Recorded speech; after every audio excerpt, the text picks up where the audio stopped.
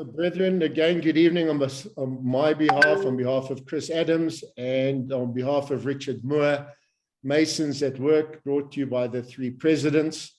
Tonight, we're going to have a chat on the mark, but without further ado, I'm going to hand you over to the coordinator, Mike Reinders, and allow him to do the introductions. I hope we all have a good evening. Thank you. Thank you. Thank you, Brother Lance. Good evening, brethren. Welcome. Awesome seeing you all. This seems to be the new normal for us now, but at least we are still getting our Masonic work done. Tonight we're going to be focusing on the Mark degree. I think it's something that we're all very excited about, hearing some more and learning some more. We are quite fortunate and lucky to have with us the Deputy District Grand Master, Brother Jeffrey Spiller. Without further ado, Brother Jeff, take it away.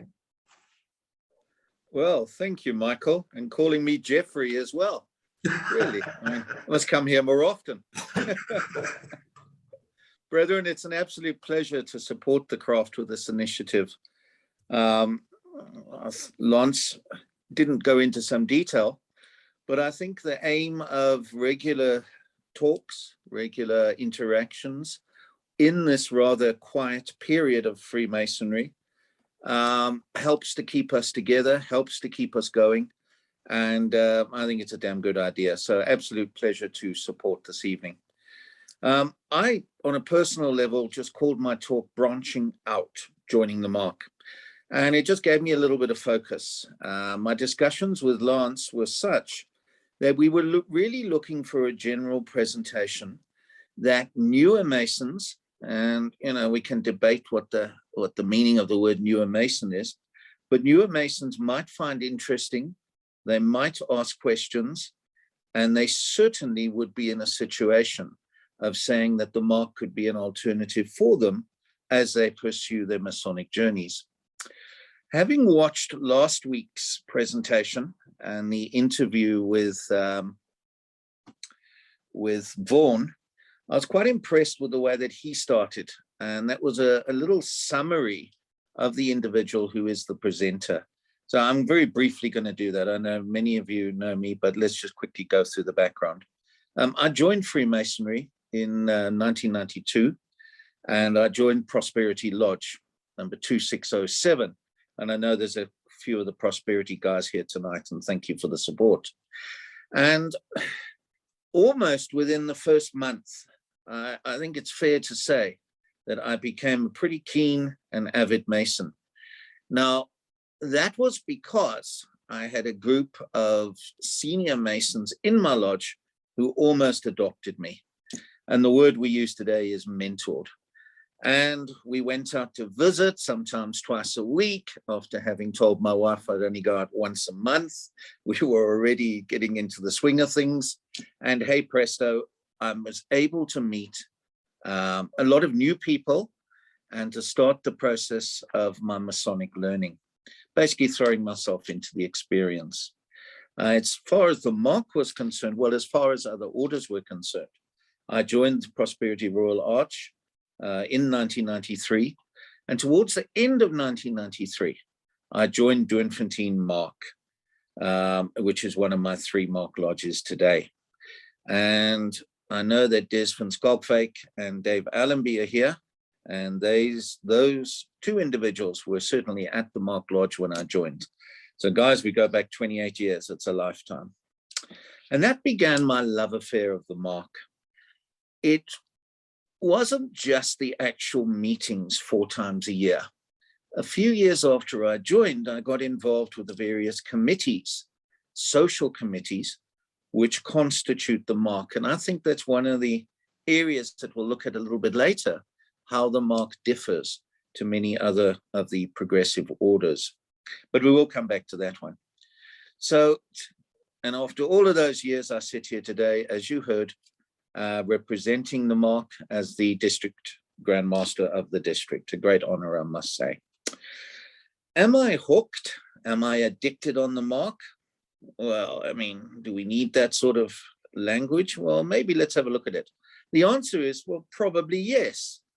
But and I think this is quite important, I'm also very involved in a number of other progressive orders emanating from Mark Mason's Hall in London, such as the Knights Templar, the Knights Templar priests, although they come from York, the Rose Choir, the Secret Monitor, and the Royal and Select Masters. The RAM, we will talk about the Royal Ark Mariners, but very briefly, and the Allied Degree. So at the end of the day, although I'm very much involved with the Mark, I have a number of other Masonic interests as well. Now, I'm going to contend today in my talk that joining the Mark is part of a process. It's part of the Masonic journey. It's not the be all and end all, and it certainly is just part of a learning experience involving what could be many different orders, should you so wish. It's a very personal journey that some of you will be attempting, and in this particular audience, many of you are already Mark Mason. So maybe what you can do is to take my talk tonight and to actually say, great, when we get candidates, when we come across newer Masons that might be interested in joining, maybe we can use some of the ideas that Jeff put across tonight. So that'll give this talk more relevance. So it'll try and answer a few questions. Why would a newer Mason, and I don't care whether he's 65 years old or 25 years old, why would a newer Mason wish to join the Mark degree? What would he personally achieve by joining? And what can he contribute? You get something out, you put something in. And we will have a look at that. So let me get to the meat of it. Let's have a look at the background. In our district, let's focus on ourselves now in South Africa. In our district, our particular Mark order has 25 Mark lodges and about 365 members. Geographically, I think what is not known about the Mark is that the geographics are large. And in fact, they're actually bigger than the craft district, because it is the craft district, including Mauritius, Swaziland, Botswana. And in the Mark, we have lots of lovely journeys down to Mafeking, Kimberley, and Bloemfontein, which makes it a larger geographical distance. Although in practice, of course, I think the majority of the Mark lodges are focused in the Johannesburg, Pretoria, East Rand, West Rand, South Rand conurbation. So there is a certain focus, and of course, some differences exist. This makes us the third largest order. So obviously the craft first, Royal Arch, and then the Mark in terms of membership and the involvement. And that's an important thing to consider as the talk progresses. Well, you might turn around to me and say, well, so what? That's interesting. So what? Well, fine. I think we should analyze some of the reasons why any person, and we're focusing on a newer Mason, but literally it could be any Mason, would wish to join the Mark Lodge or the Mark Order. I think we all know, and if you look at your own Masonic journeys, that the reason that you branched out from the craft and joined the Royal Arch, the other craft lodges, if you have, I think Chris Adams, who's here tonight, had 6 craft lodges at one stage, and of course other orders, was partly driven by certain individuals, often in your mother lodge, or individuals that you were particularly friendly with outside of that. And they would say to you, Jeff, Pete, Dave, we're doing this, we're doing that, come and have a look, come and join us. And essentially, sometimes it was a crude sales job. Other times you were only too happy to get involved in another learning experience and to meet new people. So that's the part number one. Part number one, point number one. Why would an individual be interested in joining the Mark? Is what I'm going to call familiarity. Familiarity. I'm going to break it down into 2 parts, familiarity. if you look at that word, the stories of the operative masons are featured in the craft and have fascinated many of us, and I guess they still do in many cases. The mark degree takes us even further, as it's often viewed as an extension of the fellow craft degree. Here we are. And each mason who is advanced, hence the term, note the term, you become advanced to be a mark master mason into the degree, is given his own mark.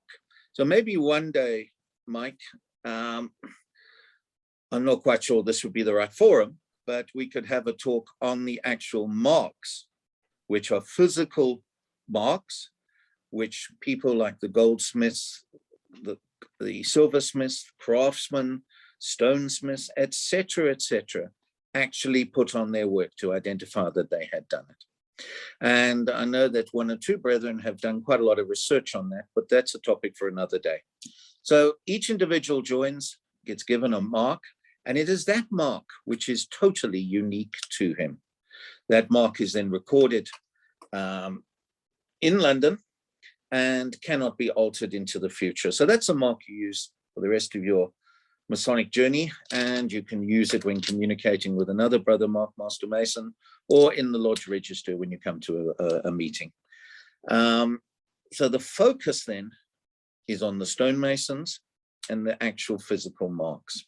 These marks were cast in stone, and of course are plentiful over the cathedrals and buildings of Europe, Britain, etc.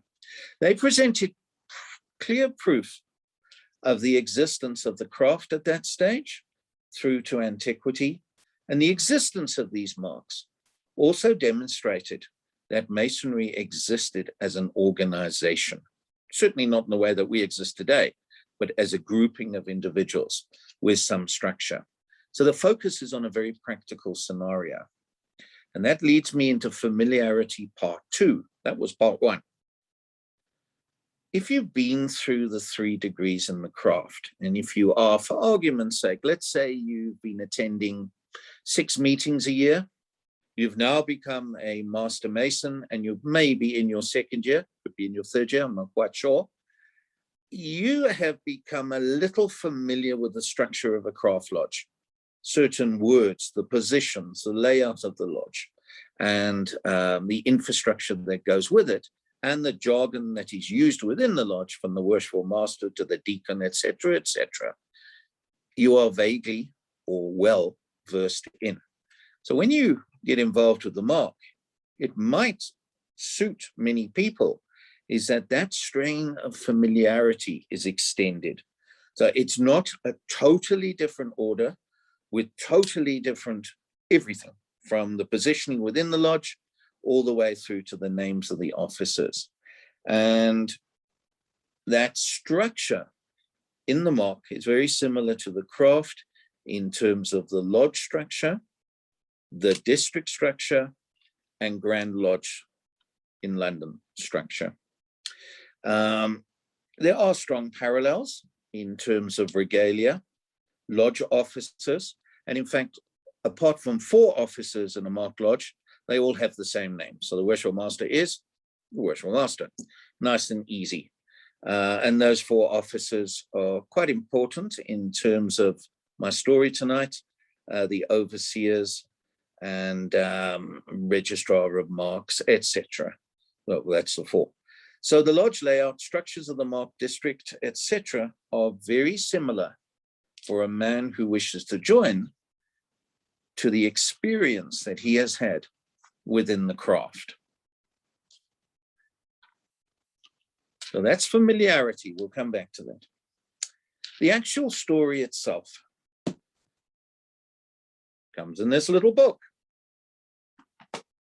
And the ritual, unlike many orders, is written in very practical, easy to understand English. It has an element of humor and contains powerful messages. For me, perhaps, and this is open to debate because I know I've got quite a few Mark Masons here tonight. For me, I suppose the central theme is that of rejection. How to overcome rejection. Essentially, our candidate is first made a Mark man, then he's sent to prepare work for the building of King Solomon's temple. And then this is followed by a public humiliation. Not very pleasant stuff, but hell, it happens.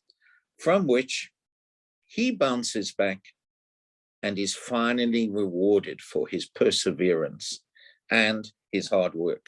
And he's rewarded by being advanced as a Mark Master Mason.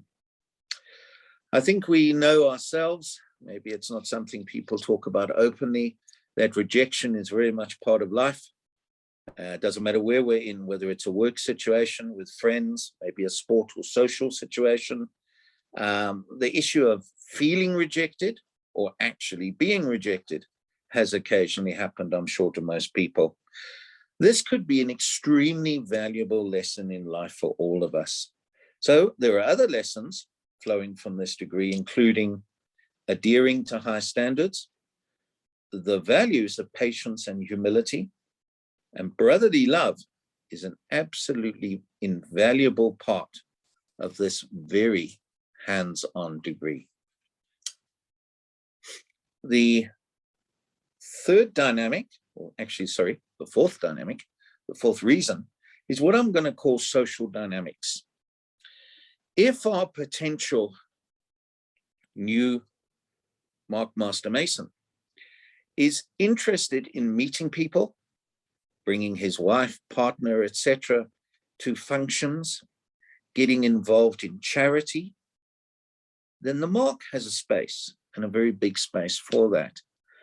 It's probably not always known by those who aren't Mark Masons, but in terms of the various orders offered to Masons in South Africa, the Mark, I would guess, if I think about it carefully, is the only one where the district organizes a wide array of functions. Now, that is not happening at the moment because of this horrible thing called COVID, but certainly under more usual conditions, we would range from a race day at Turffontein to various social events, district grandmasters dinner, all of those type of events where people get together with their partners and they relax, let their hair down, and hopefully we raise some money for charity as well. But that's not the point or the main concern of these social events. So very much for the individual who's looking for a social dynamic to his masonry over and above what he's managed to get out, if anything, inside of his own craft lodge. And that blends into the individual that wants to put something back into masonry, has the opportunity in the Mark to get involved with the various fundraising events. And we even have, I hesitate to use the word committee, but we have a grouping of individuals which plan our various events in a typical year. I mentioned charity. That could be reason number 5. The Mark does a fair amount of charitable work and has done so for years, and certainly is doing so as we speak. And it was only, I think it was 3 years ago, where we did a joint venture, a significant joint venture with the craft in terms of charity. And in a typical year, we may have 4 or 5 different charities that we get involved with. And like most Masonic organizations in the last 18 months, we also have adopted the attitude of attempting to look after our own as well. So again, very much part of a mix for a man who's looking to grow his Masonic experience. For me, I think number 6, which I'm going to say now, is an important one, is that the Mark acts as a bridge to other orders.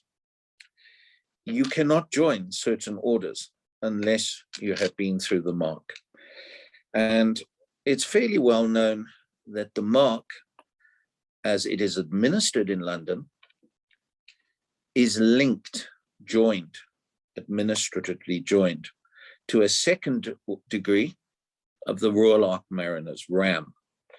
And it's not the aim of the presentation this evening to deal with the RAM, but certainly that option of joining the RAM once you become a Mark Mason is there.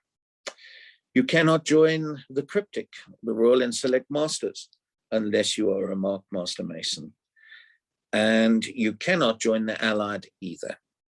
So it's quite important, if you see your Masonic future going in a particular way, to join the Mark as an entree to other orders, if that is what motivates you.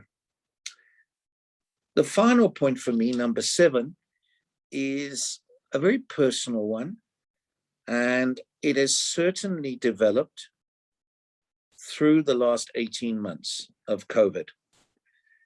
And that is about brotherly love. It's about communication. And I think it's very fair to say, and some of you will say I'm biased because of my position in the Mark. You're welcome to say that, of course. That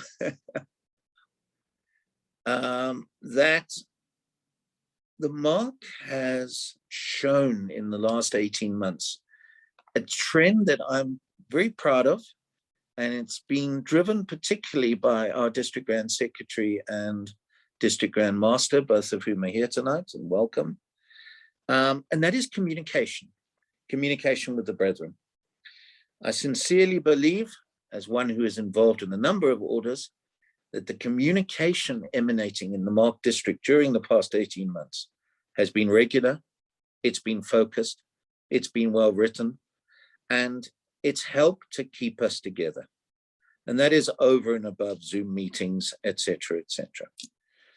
And if I may give 2 examples of this, the second issue of a newsletter, which has been put together by the District Grand Master and our David Day, a virtual newsletter went out recently, and it's called Tim Talk, Timm Talk, one word. And it's an extremely colorful, well compiled electronic newsletter. And it also helps to put faces to certain individuals. And we're going to keep that going, and it's part of the communication strategy. But something that really excited me, and I learned a lot more today in 2 telephone conversations, was another initiative that the Mark is showing.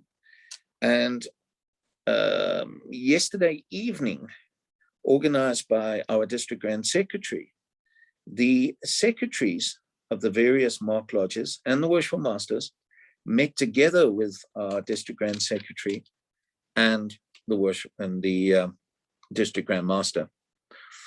I believe it was an extremely interactive session. I believe that issues were discussed and real issues were discussed. And I believe that in terms of what we are trying to achieve, which is the 3 R's, recruitment, retention, and reinvigoration of Mark Masonry, it was extremely worthwhile. In other words, it was an opportunity that developed, which led to a number of 2-sided conversations, not one-sided. And certainly some of the ideas coming back from the various secretaries and the various worshipful masters within the Mark has given us food for thought. And I think that sort of communication is pretty important in any organization. It doesn't matter whether it's a work situation, a hospital, or Freemasonry. But it's lovely to see it actually being done. And so it makes me very proud to say that. So those 7 points, and I'll quickly just recap so that we are all comfortable, and obviously we're only talking about them in general terms. Familiarity with the structure of Mark Masonry, familiarity with the concept of King Solomon's Temple and the building process that constitutes the underlying craft philosophies, etc. is, I think, important. And then going into having a look at things like the story behind the ritual, which we can discuss, the symbolism, which I think is very attractive and easy to understand and presented in a very open way. Social dynamics, you want to get involved, you want to go to functions, you want to meet people, you want to take your wife and kids to a great function, you want to be proud to introduce your wife to other Masons, you want your wife to be able to become part of this whole process. Yeah, the mark offers that opportunity on a social level. Charity, we do a lot of charitable work, love to have more support. A bridge to other orders, and I think Clive has just reminded me that apart from the Allied, the Cryptic and the Royal Ark Mariners, the operatives also need you to be a member of the mark as well before you could become a member of the operatives. And communications. So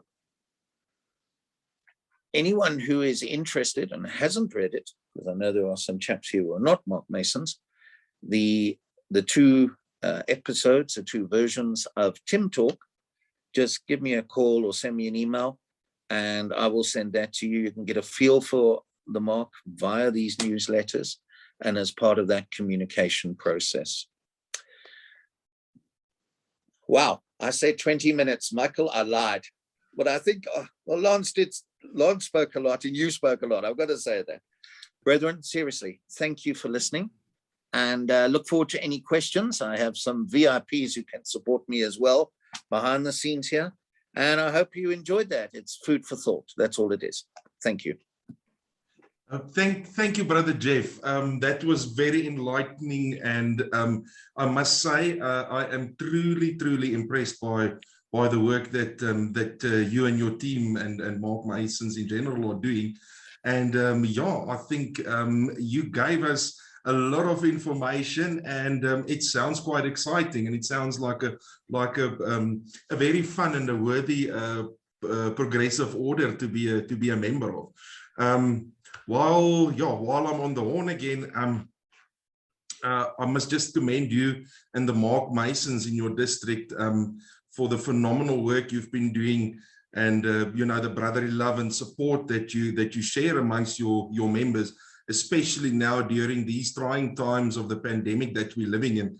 And I think that's a very important thing that you know, that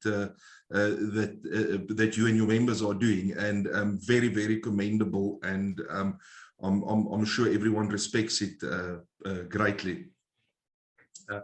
With that being said, I must make another special mention.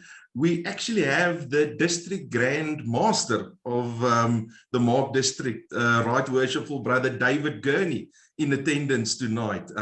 Thank you so much for your presence tonight, sir. It really is phenomenal, the amount of support that you guys give each other in the Mark. It's very nice to see that. If I might just comment, I'd like to thank you for that opportunity. Yeah, I think tonight has demonstrated the brotherly love that exists and the support that Mark Masons have given Jeff tonight, and I'd like to congratulate him on the presentation he's given. Thank you. Seems to be thumbs up all around, Brother Jeff. Oh, can I go home now? Not yet. So no, now the fun is starting. 44,000 questions. Like I said, brethren, please direct your questions to the chat group or put your hand up. I see Brother Ashad Dosa's hand is up. I've just got one question that came in before yours. If you could just bear with me for however long it takes Brother Jeff to answer this one. I've got a question here from a Scottish Mason. Yes, Pops. And so he says, the Scots do their mark in their second degree. Can they also join the English mark? I have the chips on their own. I'm not that hungry. That's a good question, because it's not just the Scots.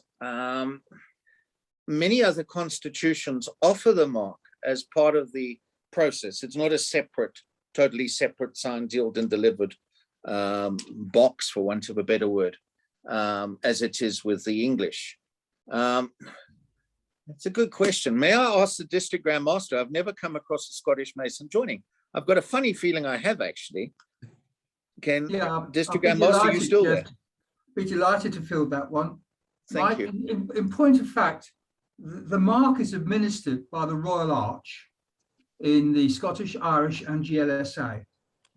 You cannot, in any of those orders, become a Royal Arch Mason without taking your mark. Yeah. Secondly, the mark in the Scottish can also, and it goes back a long way in history, be administered in a craft lodge. And I've actually attended Scottish craft lodges where they've worked the mark. They normally do it once a year, and every initiate, or you have to be a fellow craft, every fellow craft who has passed to the secondary degree during the course of that year automatically takes their mark, because they see it as a stepping stone to higher orders such as the Royal Arch. They also take the RAM, the Royal and Select Masters. That's all administered under the Royal Arch of those respective constitutions. And the answer is yes. Yes. Because they can willingly join the English. We welcome them, and we do have a number. The fact of the matter is, in the other three constitutions available to us here, they don't practice the degree as the English do. The English mark lodges are unique. They only do the mark, whereas in the Scottish, they do once a year. And those who particularly like the order can, of course, join an English lodge and enjoy the working and the ceremony of advancement far more often than they would do in the other constitutions. I hope that answers the question. Certainly does. Thank you, David.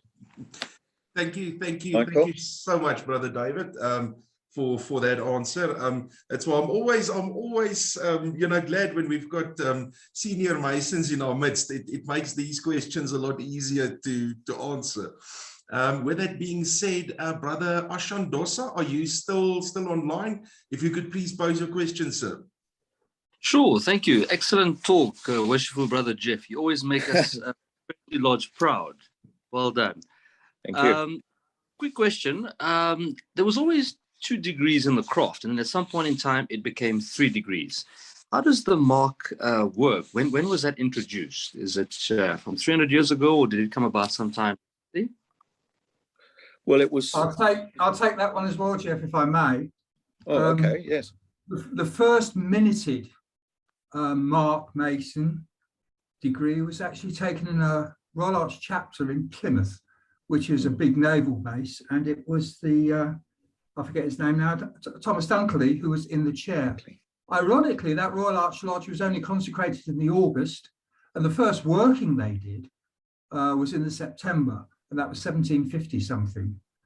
But there is a lot of recorded, I think there are recorded minutes of mark meetings in Scotland. And let's be honest, the mark actually came from Scotland. And that's another story altogether.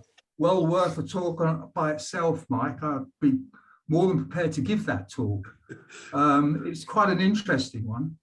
But yeah, it goes back to the 1700s, minuted,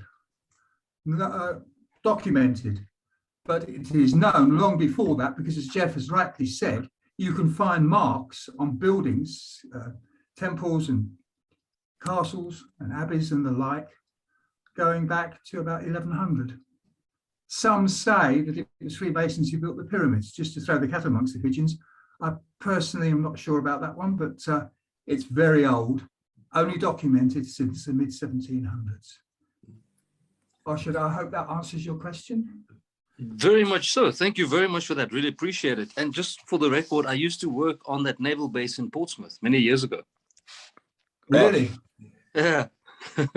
Well, just to add to that, something I'm sure you all know, English Freemasonry dominates Freemasonry around the world. And of course, it was spread around the world with warrants, mobile warrants that were issued to naval and army units as they sailed around the world, extending the British Empire. Now, I don't want to get into the British Empire and its rights and wrongs, but that is the way that English Freemasonry and Scottish Freemasonry and Irish for that matter was spread around the world. And Portsmouth, Plymouth, all naval bases, there were big ones in London in those days, and all military wings actually spread it around. Truly amazing. Thank you again, Brother Jeff and Brother David. I think we are most certainly going to be touching on the mark again, and I think we might allot a bit more time so we can just get. I'm sure all of us are more than interested to hear, you know, about these ancient marks. And I have read mentions being made, you know, in some of the historical accounts, and again. It's not something that I've studied in particular, but there's been mentions made of Masons building the pyramids from as far as India that made their way to Egypt during those years. So again, you know, it's specks of information here and there, but I think, you know, the more senior members of the mark like yourselves would be able to elaborate for us on another evening. I see Brother Martin. Sorry, Mark, Mike, rather. Not a There problem. are Masonic marks to be found in Mossad, not Mossad, the building up the top of the hill that the Romans eventually took out. There are Masonic marks there, apparently. Amazing. I think I'll be in touch with Brother Jeff and yourself. We'll definitely do another one going into the intricacies. Brother Martin, I see your hand is up. If I may just answer one question from the chat group that was before yours, if you could please just bear with us for maybe 2 minutes. Brother Jeff, I've got a question on the chat group, and I think this is perhaps one of the more important questions to answer. What is the barrier of entry for becoming a Mark Mason? What degree do you need? Do you need to have gone through the chair? And then how does one go about joining the Mark degree? Yeah, well, we've made it as difficult as possible on the basis of the more walls you put up, the less people join. That's exactly where we're coming from. It's pretty straightforward. You become a Master Mason, you can look at joining. You must, there is another qualification, is that you're in a Mark Lodge and you progress, and eventually, we hope, you become the Worshipful Master. You must have been a Worshipful Master in a Craft Lodge. But to actually join, it's the 3rd degree. That's as straightforward as that, Mike. How do you join? Well, I think there are many ways. Certainly, there's nearly 400 individuals that you probably got some of them in your own Craft Lodge, and you're welcome to chat to those individuals. You're welcome to chat to some of the individuals here tonight, myself, Dave Gurney, Nicholas Griffin, who's a District Grand Secretary, etc., etc. And at the end of the day, I mean, we have a website. There's Mark Mason's Hall as a website. There's a lot of infrastructure out there. And I would say to the man who intends joining, do a little bit of homework. Technology enables you to do that. Don't get too wrapped up in the details, and don't cheat. Please don't go onto Google and read the ritual in advance, but I can't stop you from doing that. Why you'd want to do it, I don't know. But at the end of the day, I mean, if you think of what's happened since the start of COVID in terms of information, from Freemasons Without Borders every Tuesday, with the interactions that take place there, with Sapira Audi virtually every night, with their talks on Zoom, from YouTube through to podcasts, there's more than enough information out there, and some of it is focused on the Mark degree, and often given by some of the top guys in London, various facets of the Mark degree. So all we've done tonight is just scratch the surface. But certainly I think in the future, depending on your wishes, you are the hosts, there may be other aspects that we can explore. But that man who wants to join the Mark, literally, as Clive Fagan has just said to me on the chat, phones a friend. And that friend is probably someone in his own Craft Lodge if he hasn't met a Mark Mason. And he's met Mark Masons, he just doesn't know that because they're wearing craft regalia. So he doesn't have a clue at this stage. But jokes apart, it's remarkably simple. Thank you so much, Brother Jeff. If I may be so forward as to ask, if you don't mind, too awfully, while we take the questions, maybe just post a telephone number or an email address to the chat group, just for in case somebody wants to copy and paste it and maybe get in touch with one of you or your members tomorrow, or maybe send you an email. I think that while we've got everyone on air, it's easy to post it. They can just copy and paste. I'm doing that right now. Thank you. Thank you so May I much. also suggest, Jeff, that the contact details for the mark are available on the District Grand Lodge website under the tab there for Mark. David, that's an excellent point. Thank you. So you don't have to search too far. And it would also be quite nice if many craft masons actually looked at our website as well. And when I say it's the craft, because David's right, it does lead you into the other progressive orders, and you can actually learn quite a lot out of it. And the contact details are there. But I'm just putting my own onto the chat. If anybody wants to send me an email, we can talk, or we'll find someone else, but certainly we will talk. Thank you so much, Jeff. I think we've got time for one more question. Brother Martin, thank you so much for waiting and bearing with us. The floor is yours, sir. Yeah, thank you, Brother Mike, and thank you, Brother Jeff. I'm a real newbie in this regard, and I don't know if I'm entitled to ask this question, but you inform me if you can answer or not. And that is, Brother Jeff, you mentioned having to undergo an element of public humiliation, and I'm just wondering if you can expound on that, because it's rather off-putting. Can you say anything further about that? I'm way off even thinking about being there at this stage, but yeah, if it's possible. Well, that might put you off, so it makes me nervous. When you go, are you in Johannesburg? Yes, I am. When you come to Park Lane, you'll see that there's a set of stocks outside. And what we do is that we put the candidate into those stocks and they get publicly whipped. It's as simple as that. Seriously, the humiliation factor, maybe that isn't the right word. Maybe it is actually. By the standards of any humiliation in any other facet of life is relatively mild. It is dramatic, it is exaggerated, and it serves to remind the individual of not only his station, but ultimately the fact that there has been an error. And so once again, it's a play, and as the play develops, the error occurs.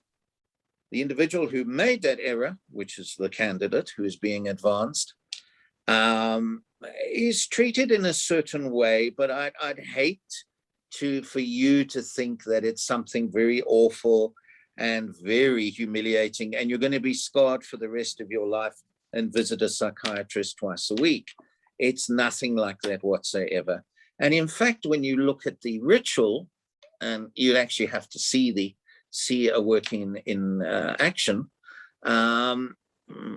it's actually maybe has a sense of humor in it in terms of body language and things like that. So although you can go and Google this yourself, and I would hate for you to do that. Rather, once you're ready, I'm not sure of your position in Masonry, you're obviously not sure what degrees you've done, then talk to us and we'll handle that issue. But I really didn't mean it to be anything exceptionally negative. I think the aspect of humiliation comes across, and it's a very short incident in the ritual and the working. But yes, difficult for me to tell you about it without giving away these wonderful secrets. Does anybody else want to comment about that humiliation angle? I would just add, Jeff, in the first Yes, degree, when the candidate is asked to give to charity, they often squirm and feel awkward then. And I think it's equivalent to that. It's a minor awkwardness, I think, rather than humiliation, I think. Thank you, Brother Jeff and Brother Jonathan. Yeah, Brother Thanks, Jeff, Jonathan. it's difficult to answer questions when you can't really answer them. You do have my sympathies, but these things, I think it's so wonderful that we can have these discussions and put the information out there for all the Masons in our district, well, and everyone that's watching, you know, to decide for themselves, and especially now when we haven't got the one-on-one contact in lodges anymore. You know, I think we should inform you know, our fellow brothers of what we are busy with and what we are doing and the degrees we belong to and those type of things. But with that, Brother Jeff, I can only say thank you so much, Brother David Gurney, Brother David Gamble. Thank you so much for offering up your time. It has been phenomenal and so much fun spending the evening with you. And you are definitely on the list for a backup, for a subsequent evening as well. I think we're going to have a lot of fun with these discussions in time to come. Thank you, Brother Jeff. And with that, I hand over to Brother Lance. Thank you, Brother Mike. Jeff, thanks once again. Let me acknowledge Right Worshipful Brother Dave Gurney, the District Grand Master. Good evening to you, Dave. It's been a while since we've seen each other. Brethren, we're trying to keep these to 45 minutes. We've gone slightly, well, we haven't because we started at 5 past. If I may, you referred to recruitment, attainment, and revigoration. And I think you've hit the nail on the head. More importantly, that we've been locked down for some 18 months. Next week, brethren, we're hoping to bring you the first part of the pathway. And essentially, if we don't get the brethren into the craft, then they're not getting into the mark and any other progressive degrees. For those of you that don't know what it is, it was the members' pathway. It was a toolkit for lodges to help them attract and retain members. It offered planned approaches or series of steps that a lodge can follow to take a man who's interested in Freemasonry, not yet a member, all the way through to being a Master Mason. The initiative was started by the United Grand Lodge of England in 2015. And really what they identified is that of those initiated, 20% resigned before they received the Master Mason certificate. And after the strategy progressed, they were down to 10%. Somehow, I think we now need to revigorate, we need to rejuvenate. And I think this forum is going to be fantastic for that. Brethren, this is a fun forum. The Lyceum Lodge of Research, and I think we have 4 or 5 members on, will be returning to their lectures in the very near future, but those are going to be lectures of research, and we're going to keep this platform as fun, interesting, to the point, and keep it as short as we can. So if you will watch the space, I'm hoping that next week we will indeed have the first part in the series of the pathway, will be followed by the OSM, and then we're going to have Brother Paul Knight, the Royal and Select Masters known as the Cryptic Degrees, and then followed, I think, by something perhaps from the Rose Croix. Maybe we can bring you back, Jeff, and we'll take it from there. But we certainly don't intend on stopping. We certainly intend on having really good fun. There are 45, 46 of us on this evening. That tells me everything. So on my behalf, Chris Adams and Richard Moore, we do thank you again for joining. And we look forward to seeing you next week. David Gurney, thanks again for being here. Jeff Spiller, and everyone. I'm not going to mention all your names. Thank you so much. And Brother Chris Adams has his hand up. Thanks, Lawrence. Thanks, Mike. Thanks, Jeff. Thanks, brethren. Yeah, just as the president of the Board of Benevolence, I must once again note the fantastic contribution from a couple of years back that the Mark put into the district, combined with the Mark charitable initiative of that year. It went a long way, and it certainly wasn't forgotten. And I must just say that out of all the progressive orders and all the groups in Masonry that I've seen, the Mark seems to be the most organized and the most fun. So maybe we will have to get Jeff and his team of Mark Master Masons back. So maybe Lance, you and I and Mike can learn a bit from that to try and inculcate that into the future. But thank you very much, President. Thanks for your attendance. We really appreciate it. Perfect. Guys, brethren, stay safe, stay warm. On that note, Thank you. I greet you all. Good night. Good night, brethren. Thank you. Stay safe. Yourself.